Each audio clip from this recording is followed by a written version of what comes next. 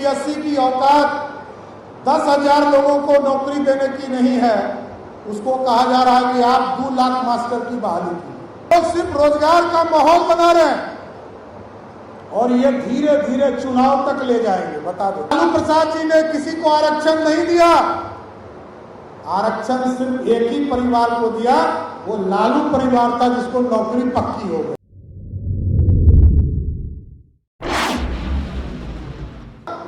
तब हम संपूर्ण रूप से विकास की कल्पना को देख सकते हैं और इसमें 2 चीजें करनी पड़ेगी साथी।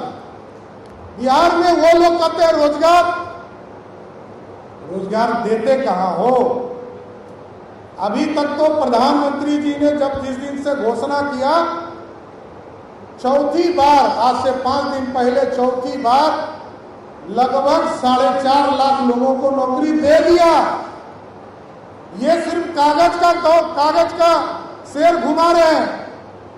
नीतीश कुमार जी कभी कैबिनेट कर रहे हैं, कभी बीपीएससी भेज रहे हैं। अरे जिस बीपीएससी की औकात 10,000 लोगों को नौकरी देने की नहीं है, उसको कहा जा रहा है कि आप 2 लाख मास्टर की बहाली की। और जिन लोगों ने 15 साल तक शिक्षक की नौकरी कर ली, उसको कहते हैं कि फिर से नौकरी में आपको परीक्षा देना पड़ेगा। अब पता नहीं दोहरी नीति, सरकार के बाहर कुछ कहता है राजद और सरकार में आने के बाद कुछ और कहता है। इसलिए हमको ये नीचे स्तर पर बताना पड़ेगा साथियों कि बिहार में लॉ एंड ऑर्डर फेल है। ऐसा कोई दिन नहीं है जिस दिन बिहार में 20 से 25 लोगों की हत्या नहीं हो रही। ये भी बताना पड़ेगा। ये लोग सिर्फ रोजगार का माहौल बना रहे हैं और ये धीरे धीरे चुनाव तक ले जाएंगे। बता दो, ये सब दिसंबर तक ये सारी कागजी खेल को ले जाएंगे कि चुनाव के पहले कुछ लोगों को नौकरी दे दे, जिसको कि हम लोगों ने ही तय किया था 2,25,000 शिक्षकों की बहाली होगी। वही देकर ये लोग सोचते हैं कि हम लोगों ने नौकरी का पूरा आडंबर बना दिया। ऐसा कुछ नहीं है। मैंने तो स्पष्ट तौर पर कहा कि लालू प्रसाद जी ने किसी को आरक्षण नहीं दिया, आरक्षण सिर्फ एक ही परिवार को दिया, वो लालू परिवार था जिसको नौकरी पक्की हो गई और किसी की पकड़ी नहीं है। तो इसलिए हमको पूरा लोगों के साथ डिबेट भी करना होगा साथियों कि ये जो लॉ एंड ऑर्डर फेल है पूरी तरह, हत्या, लूट, बलात्कार, रोज हत्या हो रही। और एक आजकल डिबेट चलाए हुए हैं लोग, शराब शराब शराब। अरे भाई, शराबी किसने बनाया ये तो बताओ। बिहार में लगभग 987 शराब की दुकानें हुई करती थी 2005 में। जब पहले प्रखंड में शराब की दुकान होती थी, फिर अनुमंडल में हुआ, फिर जिले में हुआ, सबको जोड़िएगा तो 1000 भी शराब की दुकान नहीं होती थी। लेकिन 2016 में नीतीश कुमार जी ने घोषणा किया कि अब शराब की दुकानें बंद करेंगे। बिहार में महिलाओं के चलते मैं ये घोषणा कर रहा, तो हम महिलाओं से ये भी बताना चाहते हैं कि जिस दिन बंद हुआ शराब, उस दिन पूरे बिहार में 10,000 से अधिक शराब की दुकान नीतीश कुमार ने खुलवाने का काम किया। शराबी तो नीतीश कुमार जी ने बनाया।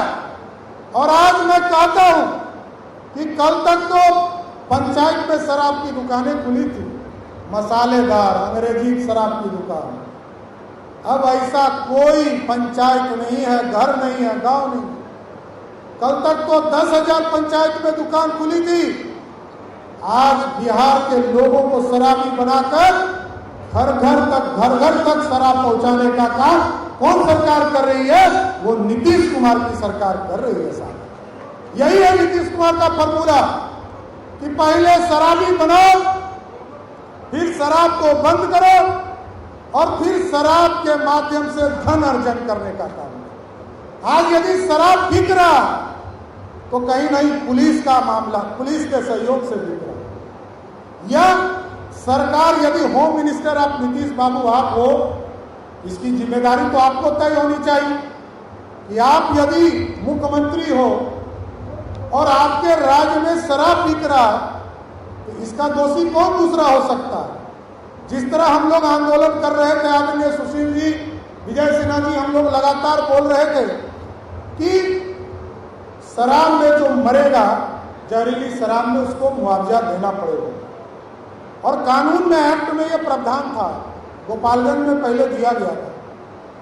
पहले नीतीश कुमार जी ने क्या कहा, जो पिएगा वो मरेगा।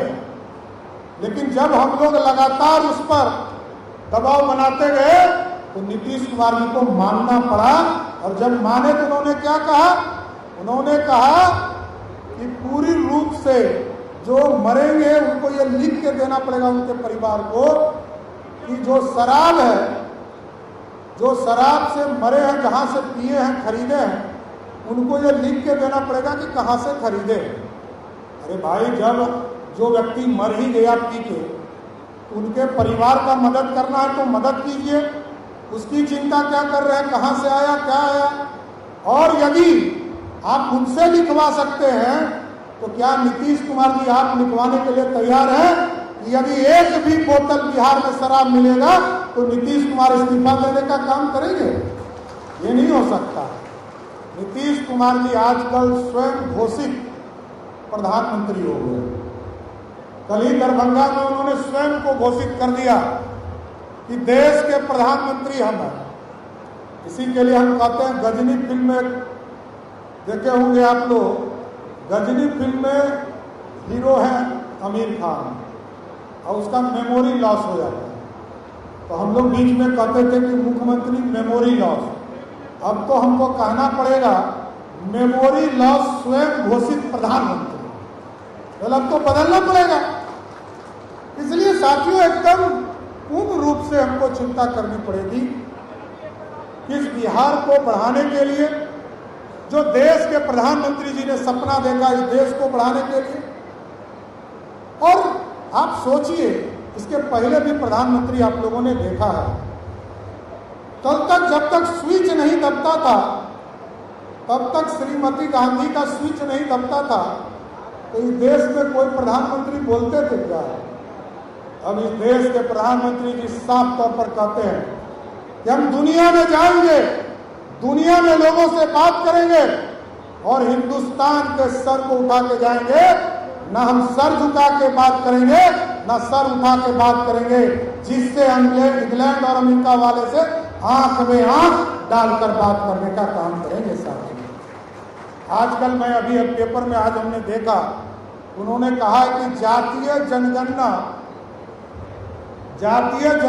में भाजपा के लोगों ने ये नहीं कहा था कि कानून आप बनाओ। आज सुशील जी का बयान आया कि आप कानून बनाओ। अरे भाई, यदि आप सुशील जी के ही कानून पे तैयार हो तो इन्हीं को मुख्यमंत्री बना दो, पूरा भारतीय जनता पार्टी आपके पीठ पर खड़ा हो। क्या बात कर रहे हो? हमारा तो धर्म है, हम लोगों ने तो समर्थन किया आपको। और एक पेज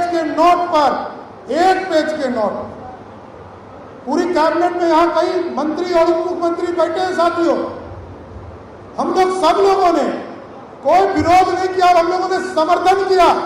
और एक पेज के नोट पर सिर्फ ये लिखा हुआ था कि बिहार में जातीय जनगणना करने के लिए 500 करोड़ रुपया डिपार्टमेंट को, समान प्रशासन को दिया जाता है। हम लोगों ने आंख मूंद कर जब सरकार चला रहे थे, चाहे वो सुशील जी हो, तारकिशोर जी हो, रेणु जी हो, इनके नेतृत्व में जब भाजपा खड़ी थी तो भाजपा ने नीतीश कुमार जी आपके साथ अंधा प्यार किया। आज भाजपा लड़ने वाली है, भाजपा लड़ेगी भी। ये नरेंद्र मोदी की सेना है और नरेंद्र मोदी की सेना आपसे लड़ेगी भी और आपसे लड़कर बिहार जीतने का भी काम करेगी। साथियों,